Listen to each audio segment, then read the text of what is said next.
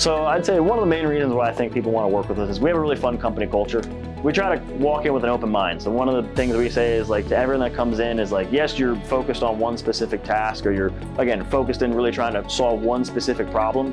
But we always encourage kind of the thought, or like wandering in thought, and that can help for a variety of different reasons. We like to take people that have not been in industry that long, bring them to the forefront and say, hey, we're solving really hard problems at a really fast pace. And that just gets, I'd say, young engineers and even old engineers really excited. You're really hands-on, and I think that's one of the biggest things is like when you're working with atoms and materials, being hands-on, you get to learn things much quicker.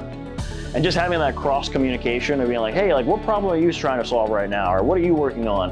It kind of gives you a diversity of different thinkers. And although there's a ton of reasons why I think someone should come here, at the end of the day, we want people who are passionate about doing this job. Right? If you don't want to work a lot, I wouldn't come work here. If you don't want to do one job one day and do another one another day, don't work here.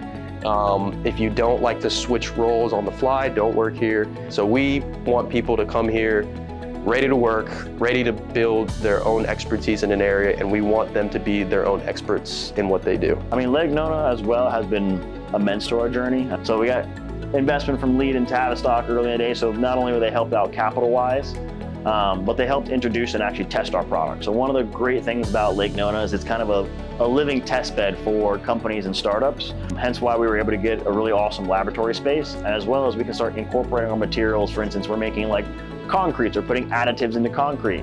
We can then go out that and test that in the community live and see how it actually interacts or works in a real world setting to get real data and real feedback from it being in the environment. The Guidewell Center has offered us a space. It's offered us advisors that understand chemical manufacturing.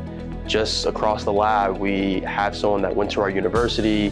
We studied with the same professor, and she was also starting a chemical company.